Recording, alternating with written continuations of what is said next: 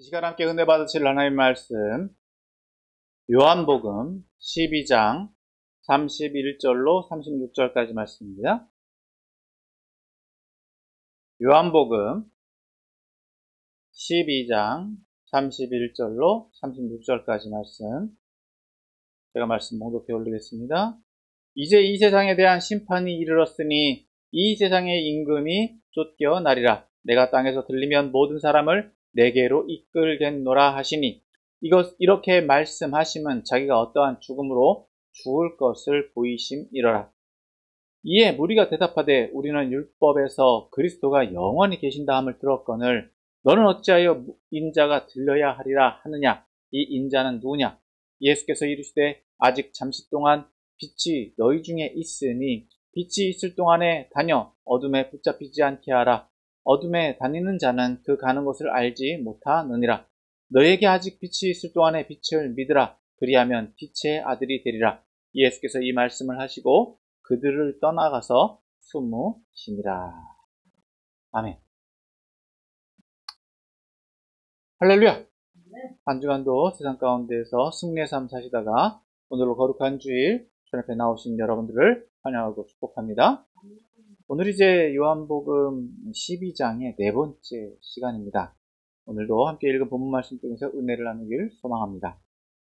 요한복음 12장은 다시 한번 구분해 본다면 요한복음 12장을 다시 한번 구분해 본다면 먼저 1절에서 8절은 6월절 준비를 위해 베다니에 오신 예수님에 대해서 말하고 있고 또 9절에서부터 19절은 예수님의 예루살렘 입성의 과정을 말해주고 있습니다. 또 20절에서부터 36절은 헬라인들이 방문해서 예수님을 뵙고자 하는 내용과 또 이에 대해서 예수님께서 자신의 사역에 대해서 말씀해 주시는 내용, 그리고 37절부터 50절은 예수님의 사역 후기와 예수님의 말씀 선포에 대해서 요약해서 정리해서 말해주고 있다라고 볼 수 있습니다. 자, 지난주에 우리는 20절부터 30절까지 말씀을 보았고 오늘은 이제 31절서부터 36절까지 또 이제 두 번째 시간을 갖도록 합니다. 지난주에서 오늘 이제 두 번째 시간을 갖는데 오늘도 이 말씀을 통해서 함께 은혜를 나누길 소망합니다. 자, 오늘 말씀을 보면 먼저 31절은 이렇게 시작합니다. 예수님께서 이제 30절에 이어서 31절에서 이렇게 말씀하시죠. 이제 이 세상에 대한 심판이 이르렀으니 이 세상의 임금이 쫓겨나리라. 자, 오늘 말씀에서 보면 세상의 심판이 이르렀다라고 말씀합니다. 자, 이 말씀은 앞서 이제 30절 말씀에서 연결해서 봐야 되겠죠. 이 말씀이 왜 이렇게 되느냐? 자, 이미 예수님께서 자신의 사역이 어떻게 될 것인지, 자신이 어떤 일들을 감당하게 될 것인지에 대해서 말씀하신 연장에서 이 말씀이 나오고 있다는 것이죠. 그러니까 이 말씀을 잘 보면 현재 시점에서 심판이 임박했다라고 말하고 있는 것으로 볼 수 있고 또 이것을 시점이 미래적인 것으로 본다면 앞으로 이제 심판이 임하게 될 것, 그 임하게 될 심판이 가까워졌다. 그 시기가 앞당겨졌다라는 것으로 볼 수 있다는 거죠. 다시 한번 정리해드리면 현재 시점에서 보면 이제 심판의 때가 시작되었다라고 볼 수 있는 거고요. 또 미래적인 시점으로 본다면 그 심판이 가까워졌다라고 합니다. 심판의 시작과 심판의 임박함, 그것이 중첩돼서 볼 수 있다라는 것입니다.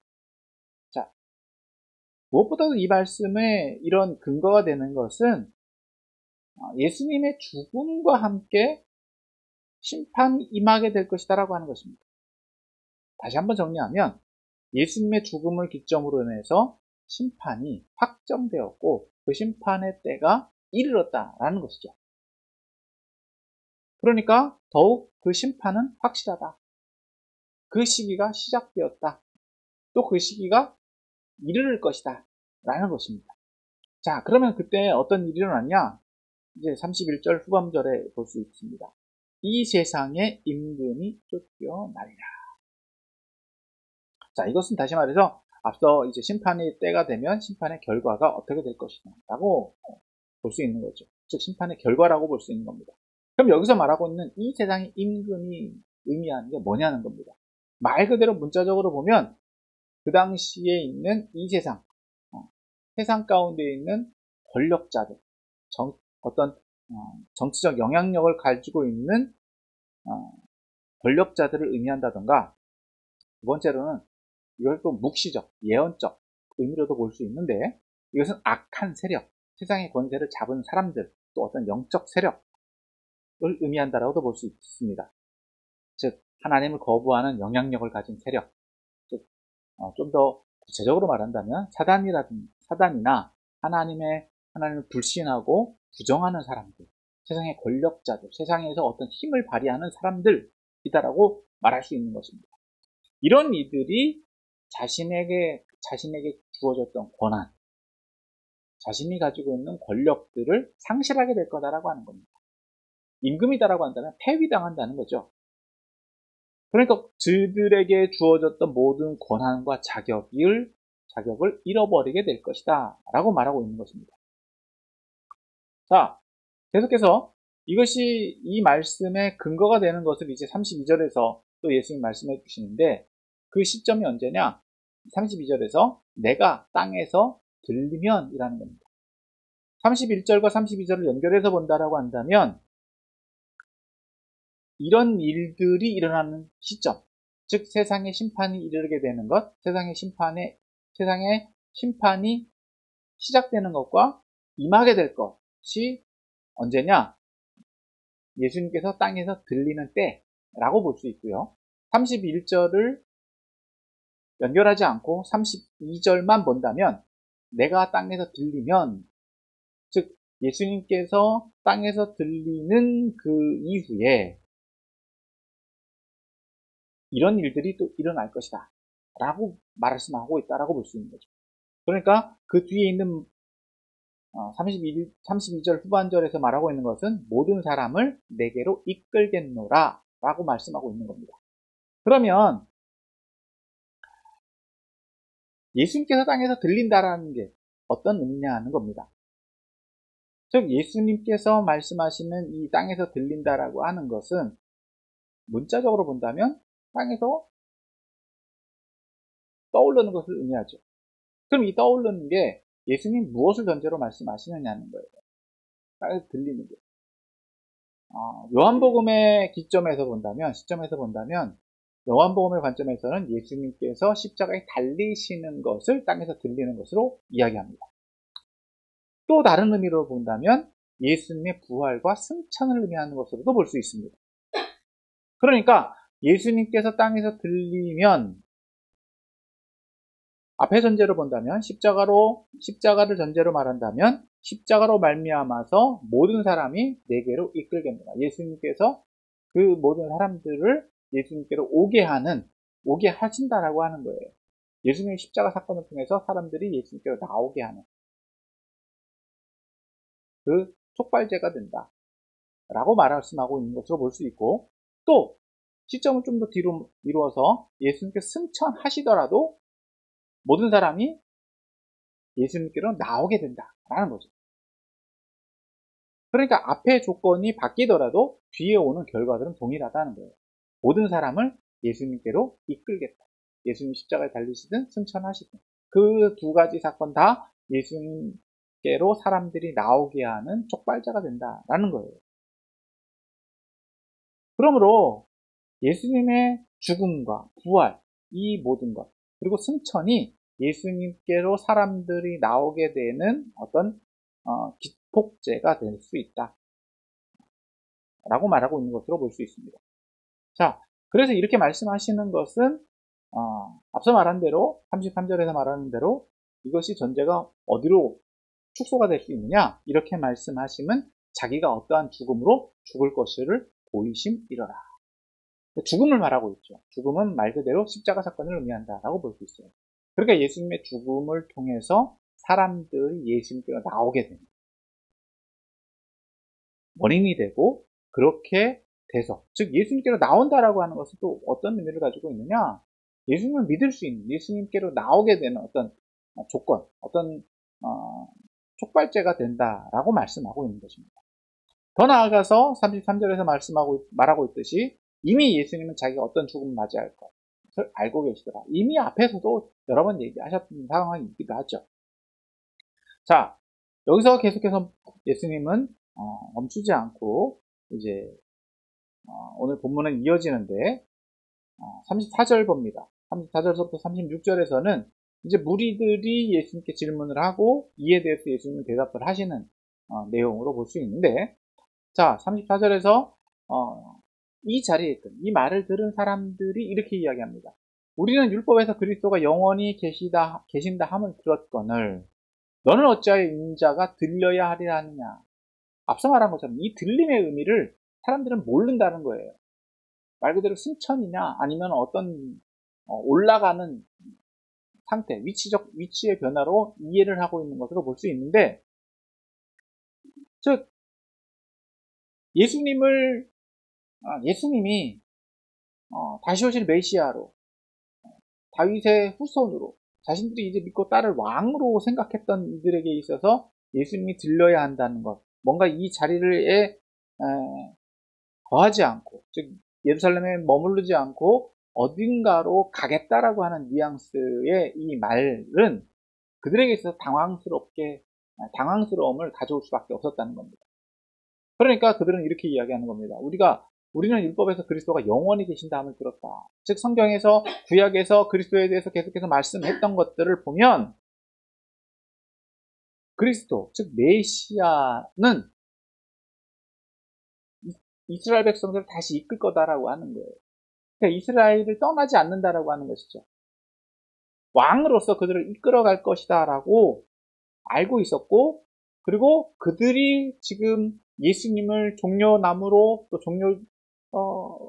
나뭇가지로 환영하고 영접했던 것도 그들을 이끌어줄 것을 기대했던 것을 볼 수 있는 겁니다. 자, 그런데 그 예수님이 자신들을 떠난다, 마치 떠나는 것처럼 이야기를 하니까 이들은 이렇게 묻는 거예요. 그럼 이 인자가 누구냐? 좀 더 쉽게 말씀드리면 예수님이 인자라고 표현을 하고 계시는데, 그럼 그 인자가, 당신이 말하는 인자가 그리스도냐? 그럼 그 그리스도는 어떤 존재냐는 거예요. 우리가 알고 있는 그리스도, 우리가 알고 있는 메시아와 다른 존재냐? 라고 반문하는 겁니다. 더 나아가서 이 말은, 그럼 당신이 그리스도냐? 당신이 말하는 그리스도가 당신이 그리스도다라고 한다면 어떤 의도로 이런 말을 하느냐라고 질문하는 것이죠. 자, 이에 대해서 예수님이 이제 35절, 36절에서 이렇게 말씀해 주십니다. 자, 예수께서 이르시되 아직 잠시 동안 빛이 너희 중에 있으니 빛이 있을 동안에 다녀 어둠에 붙잡히지 않게 하라. 인자에 대한 대답을 하시기보다 예수님은 빛에 대해서 얘기를 해요. 제자들의 사역의 범위, 사역의 한계에 대해서 말씀해 주고 있는데, 즉 여기서 빛이라고 하는 것은 말 그대로 진리를, 앞서서 살펴본 대로 진리를 의미한다라고 볼 수 있고, 또 예수님 자신으로 또 볼 수 있고, 그리고 하나님의 어떤 구원의 사역을 의미한다라고도 볼 수 있어요. 그러니까 진리라고 하는, 즉 하나님의 뜻을 발견할 수 있는 긍정적인 요소를 빛으로 볼 수 있다는 겁니다. 즉 예수님과 함께 예수님을 포함한 모든 복음을 의미한다라고 볼 수 있죠. 혹은 예수님 승천 이후에 있을 빛까지도 의미한다. 어떤 진리의 상태를 의미한다라고도 볼 수 있습니다. 자, 이에 반해서 어둠이다라고 하는 것은 이 빛과 상반되는 존재이잖아요. 그러니까 다시 말해서 진리를 발견하지 못하게 억압하는 것, 진리를 가리는 것들을 어둠이다라고 볼 수 있는 겁니다. 즉 복음을 거부하게 만드는 것, 불신하게 만드는 것, 부정하게 만드는 모든 것들을 어둠이다라고 볼 수 있는 겁니다. 다시 말해서 예수님에 대한 부정 혹은 예수님을 거절하는 모든 것들을 의미한다고도 볼 수 있습니다. 자, 그래서 36절에서는 예수님께서 이렇게 말씀해 주십니다. 너희에게 아직 빛이 있을 동안에 빛을 믿으라. 여기서 말하는 빛은 예수님 자신을 의미한다라고도 볼 수 있죠. 즉, 아직 예수님이 제자들과 함께 있기 때문에 빛이 있을 동안에, 아직 십자가에 달리시기 며칠 전이니까 아직 빛이 있을 동안에 빛을 믿으라. 즉 예수님을 믿으라라고 하는 거예요.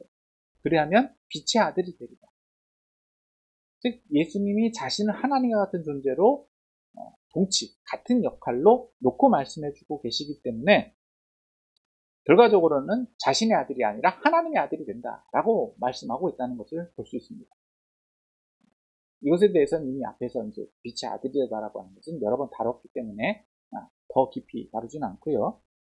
자, 결과적으로 예수님이 말씀해 주시는 것은 빛의 기회가 있다라고 하는 거예요. 믿을 수 있는 기회, 제한되어 있는 기회, 한정된 기회가 있다는 겁니다. 왜냐? 예수님을 통해, 예수님이 십자가에 돌아가심을 통해서 죽음과 함께 심판이 임하게 될 것이기 때문입니다. 이걸 조금 더 확장해서 본다면 빛의 기회, 즉 예수님이라든지 진리라든지 이런 어떤 선택의 한계가 정해져 있다라고 하는 거예요. 다시 말해서 어떤 심판의 때가 이르게 된다라고 하는 겁니다. 무한적이 있는 게 아니라 마지막 때가 있기 때문에 그 마지막 때까지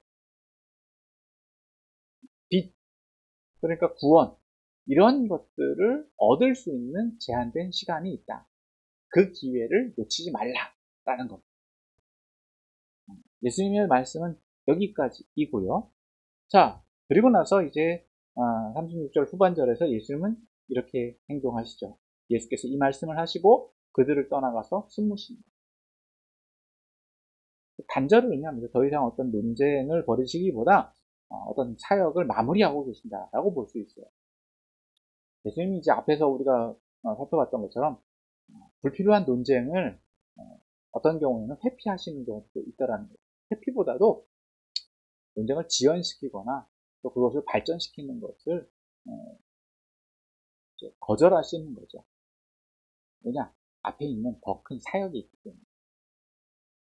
자, 여기까지의 이제 본문을 내용을 보고 오늘 이 말씀을 통해서 오늘 저와 여러분들에게 적용하기를 원하는 것들이 있습니다. 자, 첫 번째, 심판의 임박함입니다. 심판에 임박해 있다라고 하는 거예요. 31절에서 예수님 말씀하셨던 것처럼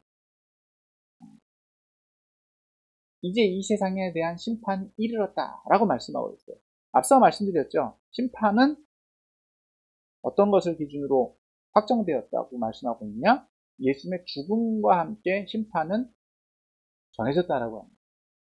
종말의 때, 하나님의 종말은 시작되었다라고 하는 거예요. 다시 말해서 인류의 종말, 모든 어떤 인간에 대한 종말에 대한 것들은 정해졌다라고 볼 수 있습니다. 이것은 어떤 인류적인 의미로도 볼 수 있고요. 오늘 저와 여러분들이라고 하는 인생이다라고 하는 것도 축소해서 볼 수 있습니다. 모든 것들은 끝이 있다라고 하는 거예요. 그 끝에는 뭐가 있다고요? 심판이 있다는 거예요. 누구를 통한? 하나님에 대한, 하나님께서 우리를 심판하실 것이다. 즉 이 심판은 무엇을 전제하느냐? 구원과 그 구원받지 못함이다라고 하는 것입니다. 구원은 하나님의 자녀로서 하나님 나라의 백성으로서 하나님과 함께하는 것을 구원이라고 할 수 있는 거고요. 그렇지 못한 경우에는 그 심판의 대가를 자기가 치러야 된다라고 하는 것을 의미합니다. 그렇기 때문에 오늘 이 시간, 이 때가 확정되었다라고 하는 것을 우리는 알아야 된다라고 하는 거예요. 우리가 영원히 살 수 있는 것도 아니고 우리가 죽은 후에, 아니 살면서도 우리에게 향한 어떤 결과, 우리에게 대한 어떤 삶의 책임, 이런 것들에서 자유로울 수 없다는 겁니다. 분명히 우리의 삶의 결과라든지 우리의 행위의 결과라든지 우리의 마음속에 행한 모든 결과들이 심판받는다라고 하는 거예요. 그리고 또한 심판의 기준 또한 정해져 있다라고 하는 겁니다. 그걸 우리는 깨달아야 된다라고 하는 거예요. 자, 그럼 과연 우리가 그렇다고 해서 모든 사람들이 이제 종말을 앞두고 종말을 예비되어 있는데, 그럼 그 결과가 뭐냐? 31절 후절 후반절에 말하고 있던 것처럼 이 세상의 임금이 쫓겨나리라. 세상 모든 권세들 또한 영원하지 못한다라고 하는 거예요. 자신이 죽으면 끝나요. 인류가, 나라가 자연의 문제로 인해서 끝나게 되면 끝나게 된다는 겁니다. 자, 그러면 어떻게 보면 우리의 인생에 있어서 소망이 없느냐, 그렇게 말할 수도 있어요. 그렇게 말하는 분도 있습니다. 여러분, 그렇지만 여러분, 예수님께서 이 땅 가운데 오신 것은요, 심판하러 오신 것이 아니라 우리를 구원하기 위해 오셨다라고 분명히 말씀하셨어요. 구원의 기회, 구원의 길이 있다라고 하는 것을 알려주고 계시다는 겁니다. 그렇기 때문에 오늘 이제 두 번째 우리에게 적용할 것은, 우리에겐 믿음의 기회가 있다라고 하는 거예요. 36절에서 말씀하고 있듯이 너희에게 아직 빛이 있을 동안에 빛을 믿으라. 빛이 있을 동안, 즉 말씀이 있을 동안, 복음이 있을 동안, 아직 우리가 살아있을 동안, 복음의 기회가 우리에게 주어지고 있을 때, 선포되어지고 있는 동안 우리는 빛의 아들이 될 수 있다는 겁니다. 그리고 빛이 있을 동안에 다녀야 된다라고 하는 거예요. 복음을 전하고 우리가 빛이 되어서 빛의 역할을 감당하게 되어야 된다고 말씀하고 있는 겁니다. 그리고 더불어서 35절에서 35절 후반절에서 말씀하고 있는 것처럼 어둠 또한 상존하고 있다는 겁니다. 빛만 존재하는 게 아니에요. 빛이 있으면 항상 무엇이 따른다고요? 어둠이 따라요. 빛은 진리를 의미하고 어둠은 그것을 부정하는 것을 의미합니다. 무지, 그리고 불합리, 이런 것들이 어둠이죠. 이런 어둠이 항상 어떻게 한다고요? 빛을 없애려고 그래요. 빛을 가리려고 하고, 어느 경우에는 빛보다 어둠이 더 큰 것 같기도 해요. 그래서 빛은요, 항상 어둠에 붙잡히지 않게 합니다. 서로 상반된 존재처럼 보여집니다. 빛과 어둠이 항상 싸우죠. 그렇기 때문에 35절 후반절에서 말하고 있는 것처럼 어둠에 다니는 자는 그 가는 곳을 알지 못한다. 어둠에 있기 때문에 방향을 알지 못해요. 어둠 그 자체이기 때문에. 말 그대로. 그래서 자신이 어디로 갔는지, 어느 위치에 있는지, 어떤 결과를 보게 될지 한 치 앞도 내다볼 수 없습니다. 이미 그 자체가 어둠이에요. 그 자체가, 그 상태가 심판의 결과라고 말할 수 있습니다. 그러므로 오늘 저와 여러분들은 이것을 통해서 오늘 우리에게 구원의 기회가 있는지, 구원의 기회가 주어졌다라고 하면 구원을 선택해야 되고, 우리가 과연 또한 빛의 아들이라고 한다면 빛의 역할을 감당하고 있는지를 분별할 수 있어야 될 줄 믿습니다. 결과적으로 오늘 저와 여러분들에게 주님께서 주시는 것은 빛의 아들이 되라는 겁니다. 그리고 빛의 아들은 빛의 역할을 감당할 수 있어야 된다는 겁니다. 또 주의해야 될 것은 항상 어둠이 그 빛을 가리려고 한다는 거예요. 그것을 이상하게 여길 게 아니라 그걸 불편할 뿐이지, 그것에 매이지 않도록 우리를 잘 관리하고 그 속에서 빛의 역할을 감당하는 것 또한 저와 여러분들의 역할이다라고 하는 것입니다. 오늘 말씀을 정리합니다. 오늘 본문에서 말씀하고 있는 것처럼 우리에게 있어서 종말, 심판이 필연적입니다. 근데 그것이 두 종류가 있다는 거죠. 여러분, 인류의 역사에서 끝이 있고 또 개인에 의해서 끝이 있습니다. 그리고 그 후에는 심판이 있습니다. 결과적으로 이것은 모두 다 예수님의 죽음을 통해서 우리에게 주어진 것입니다. 예수님의 죽음은 예수님에 대한 불신 때문에, 예수님에 대한 거절, 예수님에 대한 부정 때문에 이루어진 것입니다. 죄의 결과예요. 우리의 죄의 결과예요. 예수님이 그 죄를 다 담당하셔서 죽게 되었기 때문에 우리 또한 죽을 수밖에 없습니다.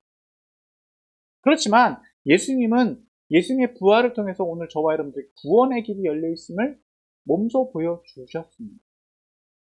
그렇기 때문에 오늘 저와 여러분들은 예수님을 통해서 우리 또한 구원받는다라고 하는 거예요. 구원의 길이 열려 있습니다. 빛의 기회가 우리에게 주어져 있습니다. 빛을 선택할 수 있는 기회가 주어져 있다는 겁니다. 그렇기 때문에 오늘 저와 여러분들은 빛을 믿고 빛을 선택하고 빛을 믿고 빛을 따라가야 될 줄 믿습니다. 그리고 또한 빛의 삶을 살아야 될 줄 믿습니다. 그리고 이것이 영원히 계속되는 게 아니에요. 끝이 있다. 그렇기 때문에 그 끝이 임하기 전에 빛의 아들이 되어야 된다. 그리고 이것을 증거할 수 있어야 되고 또 더 나아가서 우리 또한 그 어두움은 항상 우리를 따라다니기 때문에 그것에 붙잡히지 않도록 우리 스스로를 주의하고 독려해야 될 줄 믿습니다. 그런 빛의 아들의 삶을 살아가는 저와 여러분들 다 되시기를 예수님으로 축원합니다.